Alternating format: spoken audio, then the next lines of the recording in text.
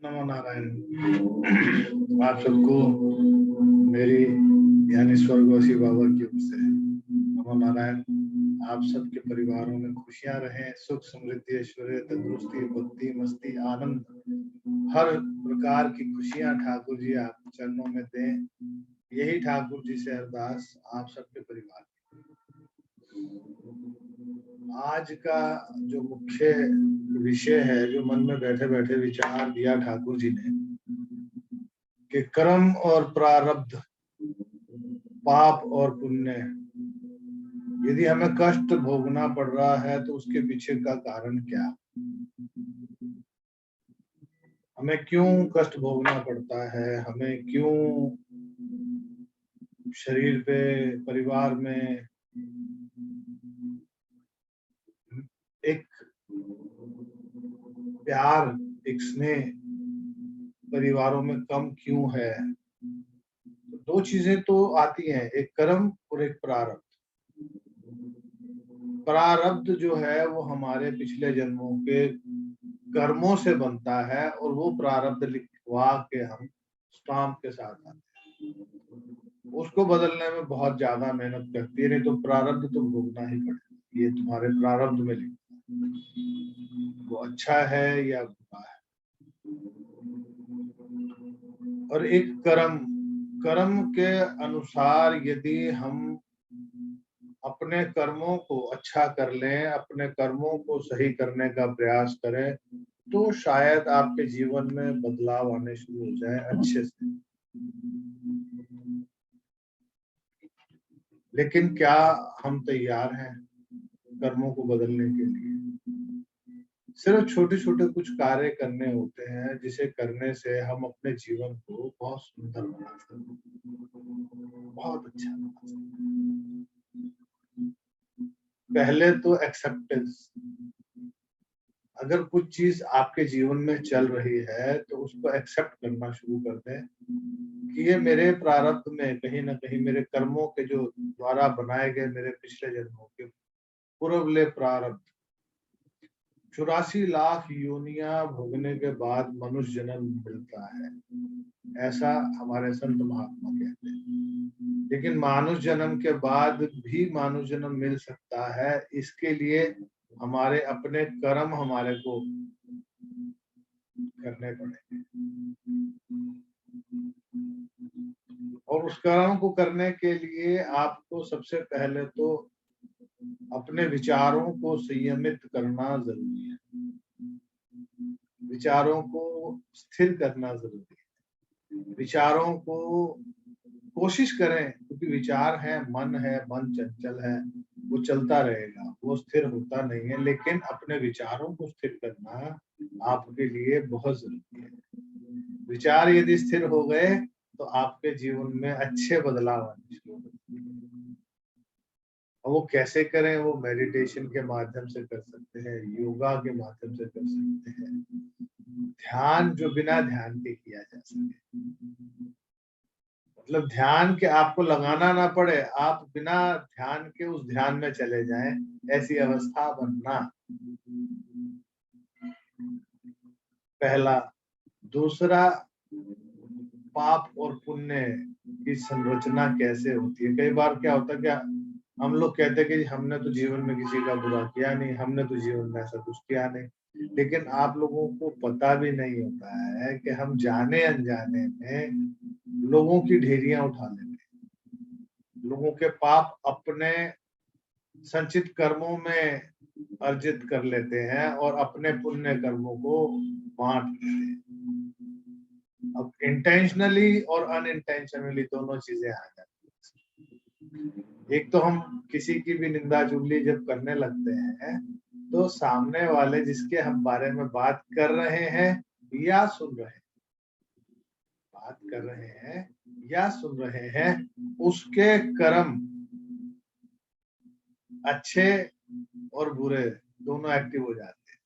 तो यदि आप किसी की तारीफ करते हो, किसी के लिए एप्रिसिएशन देते हो, किसी के लिए ब्लेसिंग्स देते हो, तो उसके अच्छे कर्मों का कुछ प्रतिशत आपके खाते में आ जाता है।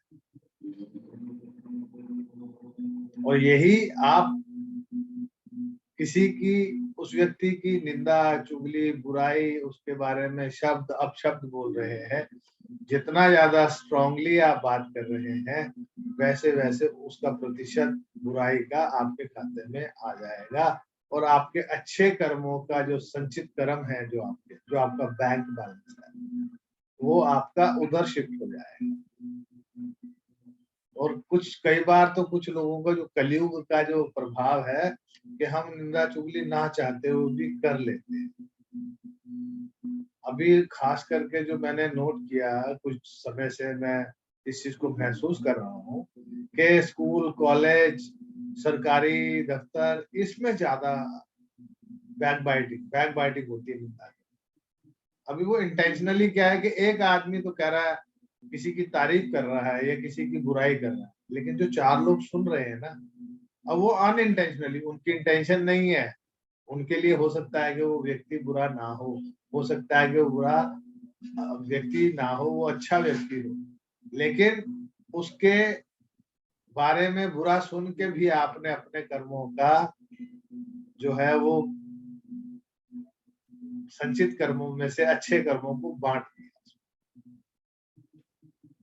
अभी क्या होता है कि हम लोग किसी संत महात्मा की बुराई कर लेते हैं, क्योंकि संत महात्मा को पर्सनली आप जानते नहीं, या फिर अपने गुरु के बारे में कुछ बोल देते हैं, या फिर कभी कोई ऐसी चर्चा कर लेते हैं किसी व्यक्ति विशेष के बारे में जिसके पर्सनली जीवन के बारे में आपको ज्यादा ज्ञात नहीं है, लेकिन आपने 4 बातें सुन के, 4 बातें अपनी तरफ से जोड़ के अपने दिमाग में एक पिक्चर तैयार कर ली, और एक पिक्चर तैयार करने के बाद आपने उससे रूपरेखा तैयार की कि ये व्यक्ति ऐसा है, ये व्यक्ति ऐसा है।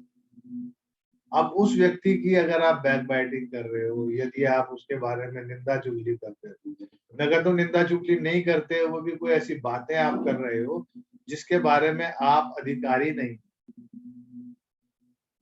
तो भी आपको उसका खामियाजा भुगतना पड़ेगा।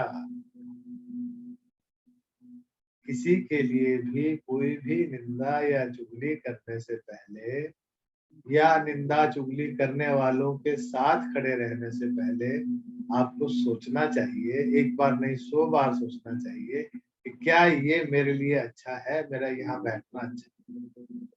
अब कुछ लोगों के लिए मजबूरी हो जाती है कि कैंटीन में, लंच ब्रेक में, चाहे वो स्कूल टीचर्स हैं, चाहे वो सरकारी ऑफिशियल्स हैं, तो उनको एक जगह पर बैठ के खाना खाना है। अब खाना खाते खाते साथ में 4 लोग बात कर रहे हैं, अब उनकी बातों में आप हाँ या ना में कर रहे हो उत्तर, या नहीं भी कर रहे हो, तो भी आपको उनकी बातें सुननी पड़ रही है, तो उससे भी आपके खाता का जो कर्मानुबंधन है उसमें भी आप जुड़ते जा रहे।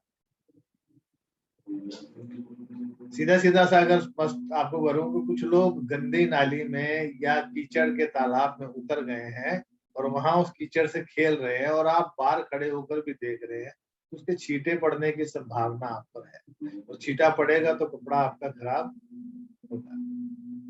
तो ये आपको समझना, जीवन आपका है, निर्णय भी आपको लेना है, और यदि आपके सेहत खराब हो रही है अच्छे कर्म करते हुए भी, यदि कोई कष्ट आ रहा है, सीवियर पेन आ रही है, या कोई ऐसा आ रहा है जबकि आपने कोई ऐसा काम नहीं किया, तो पहले तो अपना जन्म पत्र दिखाएं, जन्म पत्र नहीं है तो हाथ दिखाएं, हाथ नहीं है तो फिर अपने कर्मों के बारे में स्वयं मंथन करें, स्वयं प्रश्न करें कि क्या ये जो मेरे साथ चल रहा है, क्या ये मेरे प्रारब्ध में था।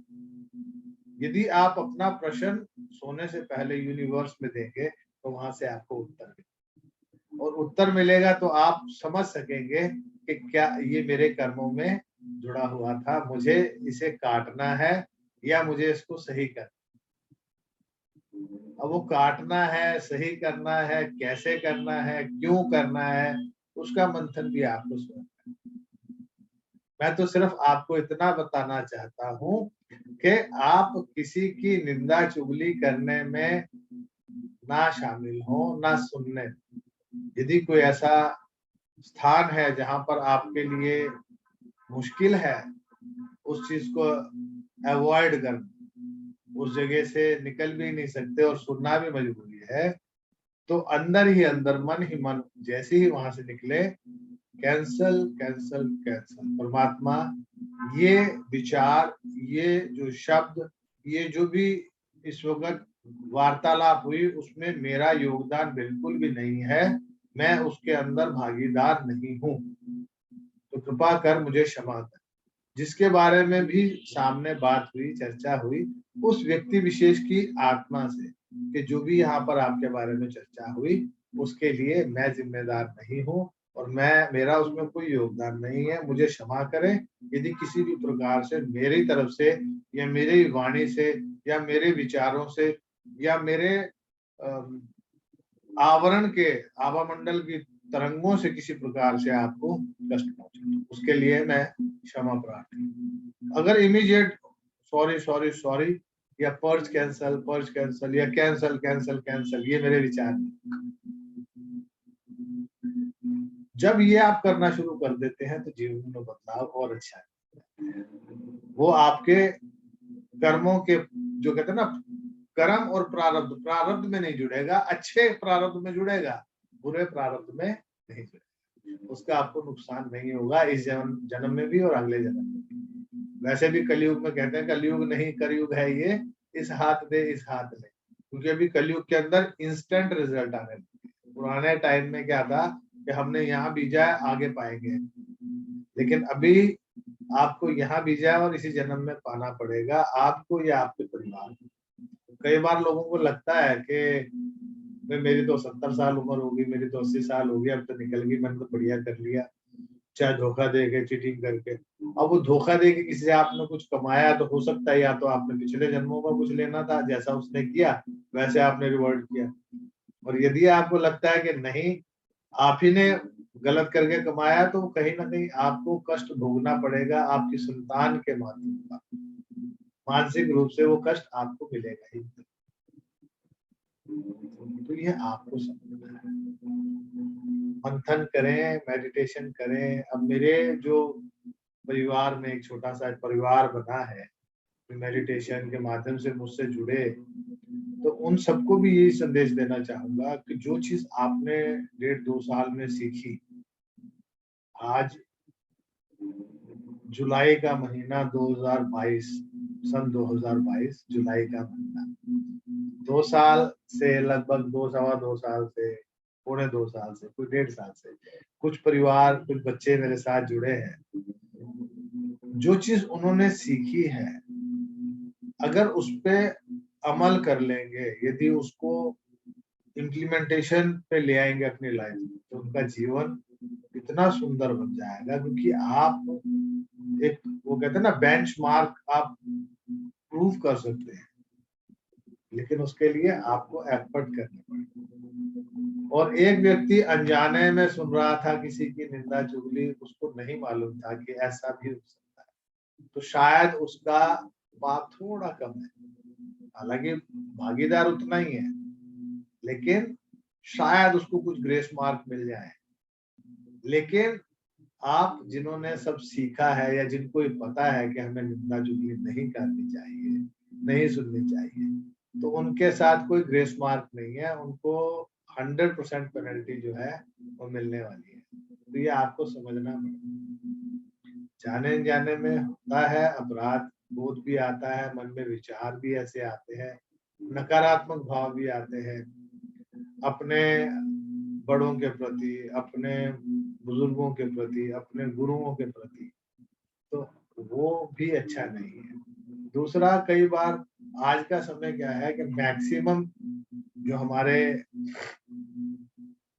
की बात ही नहीं करता हूँ, मैं पूरे यूनिवर्स की बात करता हूँ कि जो माताएं बहनें जो घर के अंदर रहती हैं, जो हाउस वाइफ है, उनको और कोई काम नहीं है तो फोन पे इसकी बात उसकी बात, और इतनी इतनी देर बात करके अपनी ऊर्जा का नाश करना।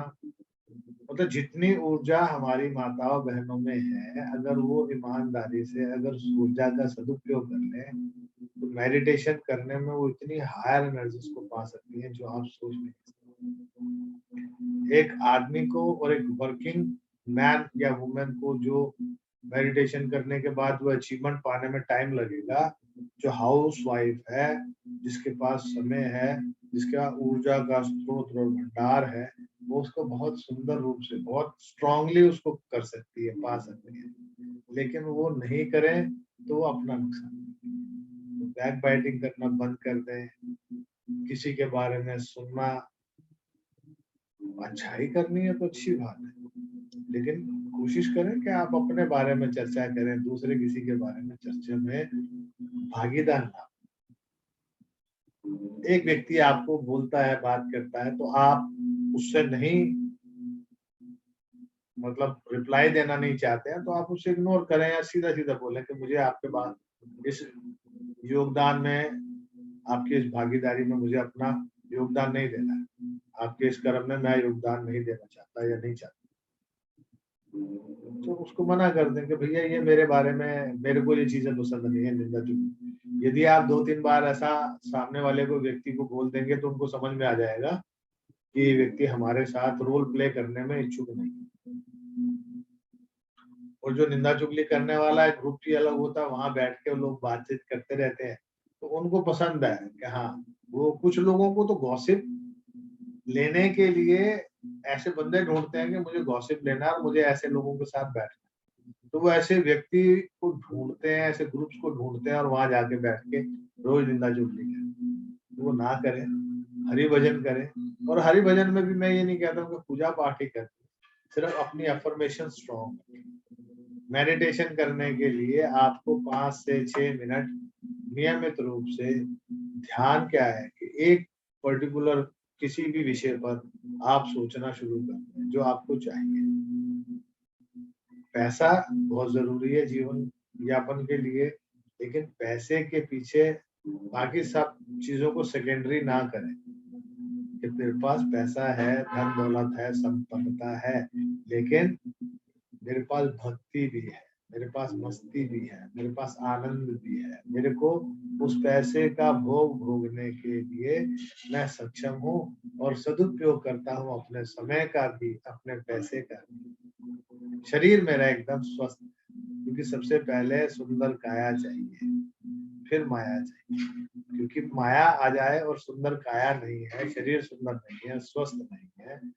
सुंदरता का मतलब कोई हीरो हीरोइन की तरह नहीं, लेकिन आपका शरीर एक्टिव है, फिट है और एक अच्छे शरीर में है, अच्छे आकार में है, तो आप सुंदर हैं।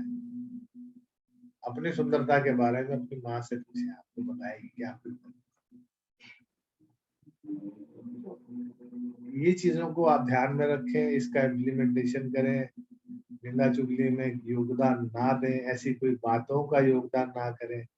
और जो बच्चों ने सीखा है कुछ इस शरीर के माध्यम से, ठाकुर जी ने जो उनको प्रेरणा दी, तो उसको पूरा करने के लिए प्रयास करें, उस पे इम्प्लीमेंट करें। सहज धाम पर जाके योग करें, चाहे ग्रुप में, अकेले, जैसा भी आप। और जो जो सिंबल्स, जो जो आपको मंत्र दिए हैं, उससे अपने आप को स्वस्थ बनाने में, अपने शरीर को सुंदर बनाने में आप स्वयं सक्षम हैं। आपको दूसरे की मदद की आवश्यकता नहीं। खुश रहें, स्वस्थ रहें, मस्त रहें और चेहरे पर मुस्कुराहट बनी रहे। नमो नारायण।